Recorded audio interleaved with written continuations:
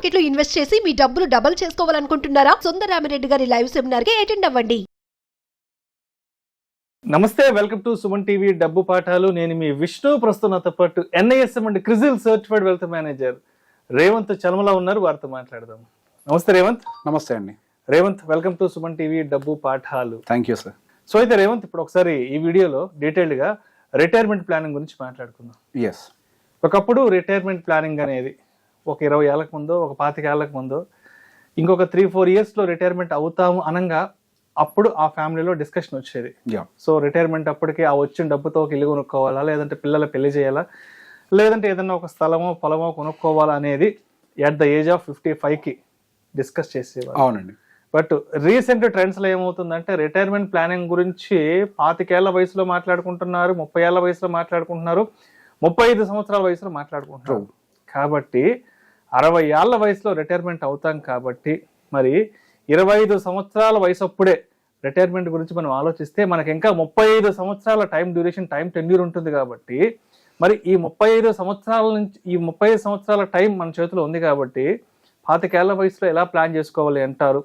ఒకవేళ 30 ఏళ్ల వయసులో మనం గనక ఉంటే మనకి ఇంకొక 30 ఏళ్ల టైం టెన్యూర్ ఉంది కాబట్టి ఎలా ప్లాన్ చేసుకోవాలి? 40 ఏళ్ల వయసులో ఉంటే 60 ఏళ్ళకి రిటైర్ అయ్యేటప్పటికి ఎలా ప్లాన్ చేసుకోవాలి గురించి కొంచెం డీటెయిల్గా చెప్పగలరు? మామూలుగా ఇదేదో into 10 times, into 15 times, 20 times అని టెక్నికల్గా చెప్తారు. కాబట్టి అలా కాకుండా కొంత జనరలైజ్డ్గా ప్రతి ఒక్కరికి అర్థమయ్యే విధంగా దీని గురించి తెలియచేయగలరు. ఇప్పుడు రిటైర్మెంట్ అనగానే ఇందాక మీరు అన్నట్టుగా ఇంటూ 25 టైమ్స్ అని స్టాండర్డ్గా ఏదైనా నెంబర్ చెప్తూ ఉంటారు. సో అందరికీ సేమ్ వర్తించదు. అండ్ రెండు, రిటైర్మెంట్ కార్పస్ విషయంలోకి వచ్చేసరికి ఇంత అమౌంట్ SIP చేస్తే మనకి ఏదో సరిపోతుంది 15,000, 20,000, అది కూడా జనరలైజ్డ్. ఒక్కొక్కళ్ళ వయసు ఒక్కొక్కలాగా ఉంటుంది. ఇప్పుడు మన వ్యూవర్స్లో 30 ఏళ్ళ వాళ్ళు ఉంటారు, మీరు అన్నట్టుగా 30 నుంచి 60 పైపెచ్చి వాళ్ళు కూడా ఉంటారు. సో ఇప్పుడు నేను ఒక చిన్న ఎక్సర్సైజ్ ఏం చేశాను అని అంటే, విత్ డిఫరెంట్ ఏజ్ గ్రూప్స్, 30 ఏళ్ళ వయసు వాళ్ళు అయితే ఎంత SIP చేయాలి, ఎంత లంసం చేయాలి, అలానే నెక్స్ట్ రిటైర్మెంట్కి. సో రిటైర్మెంట్ని మనం పారామీటర్ కింద పెట్టుకుందాం.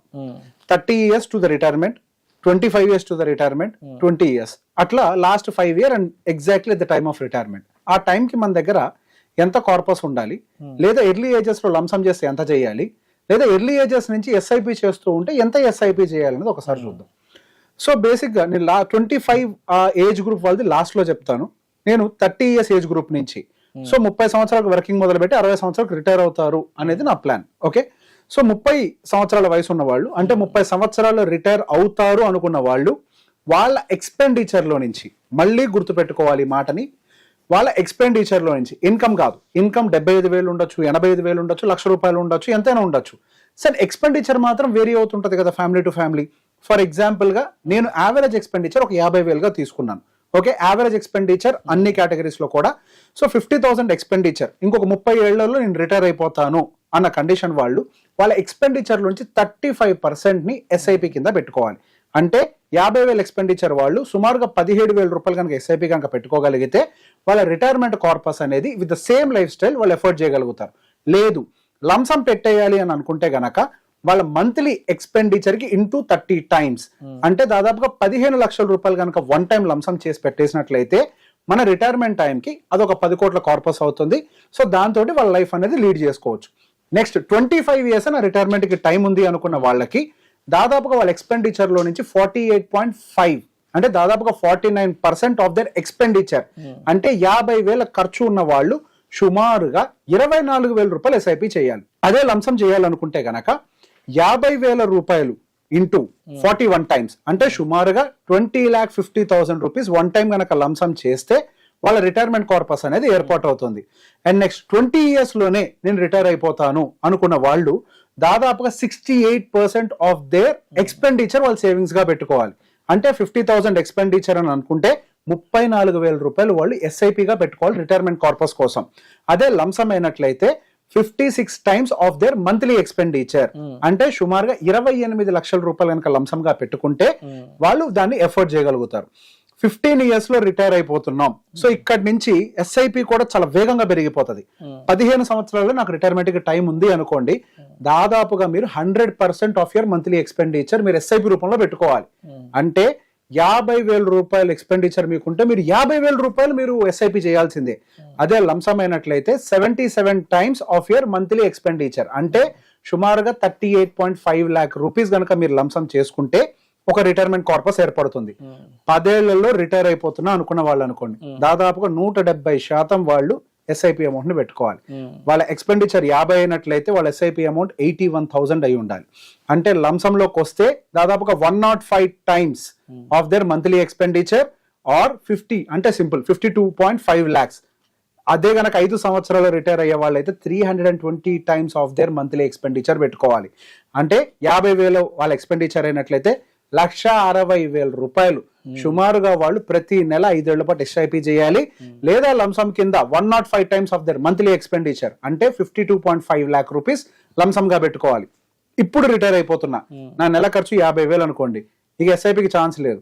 So 200 times of your monthly expenditure అంటే సుమారుగా 1 కోటి రూపాయల వరకు కూడా మీరు లంసమ్ చేసుకోవాలి. సో మీరు గమనించినట్లయితే ఈ ప్యాటర్న్ లో మనకి ఎర్లీ ఏజెస్ లో ఎస్ఐపి అమౌంట్ తక్కువగా ఉంది అండ్ లంసమ్ అమౌంట్స్ కూడా తక్కువగా ఉన్నాయి.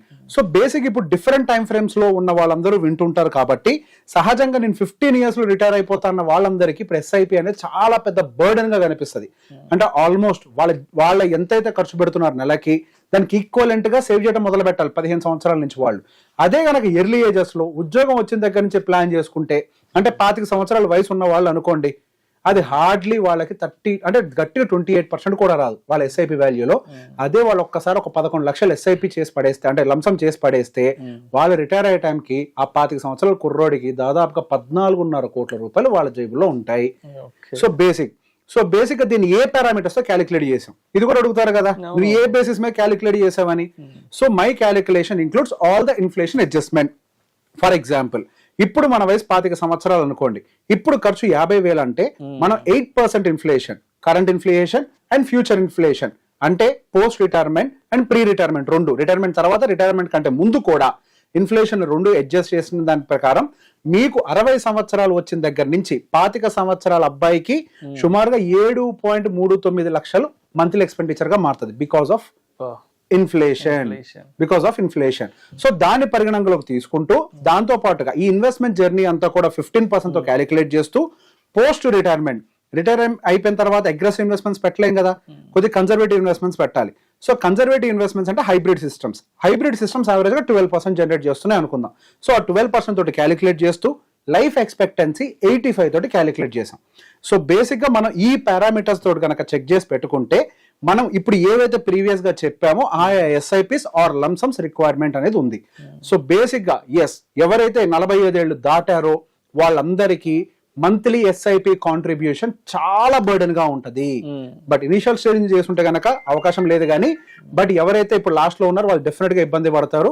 So either they have to prepare, అంటే వాళ్ళు ఐదర్ క్యాష్ కాంపోనెంట్ లంసమ్ కన్నా ప్రిపేర్ అవ్వాలి సాధ్యమైనంత వరకు, లేకపోతే అట్లీస్ట్ వాళ్ళు కొంతవరకు SIP is definitely may not be possible, అది కొంచెం కష్టమే. కాబట్టి అట్లీస్ట్ లంసమ్స్ కన్నా ప్రిపేర్ అయి ఉండాలి. సో ఇట్లా ప్లాన్ చేసుకుంటేనే రిటైర్మెంట్ తర్వాత మనం ప్రాపర్ గా సెటిల్ అవ్వగలుగుతాం. అండ్ ఇక్కడ ఆ రిటైర్మెంట్ కార్పస్ ని రిటైర్మెంట్ ఏజ్ వచ్చాక ఎఫ్డీలో పెడతానంటే మీకు కుదరదు. ఎందుకంటే ఎఫ్డీ రిటర్న్స్ మీకు కేవలం 6 to 7% మాత్రమే ఉంటాయి గోయింగ్ ఫర్దర్. అండ్ 30 సంవత్సరాల తర్వాత ఎఫ్డీ రిటర్న్స్ ఇంకా తగ్గుతాయి. సో బేసిక్ గా మనకి ఇన్ఫ్లేషన్ కి అడ్జస్టెడ్ గా ఇవ్వవు కాబట్టి ఈక్విటీ ప్లస్ అంటే డెప్ట్ అంటే హైబ్రిడ్ సిస్టమ్ లో ఉంటేనే మనం ఇన్ఫ్లేషన్ అడ్జస్టెడ్ రిటర్న్స్ తెచ్చుకోగలుగుతాం. సో ఇన్వెస్ట్మెంట్ ని కూడా ప్రాపర్ గా హైబ్రిడ్ సిస్టమ్ లో ఇన్వెస్ట్ చేయాలి after retirement. Thank you so much Revanth. Thank you అండి. రిటైర్మెంట్ ప్లానింగ్ గురించి చాలా డీటెయిల్గా తెలియజేశారు. Thank you so much. Thank you అండి.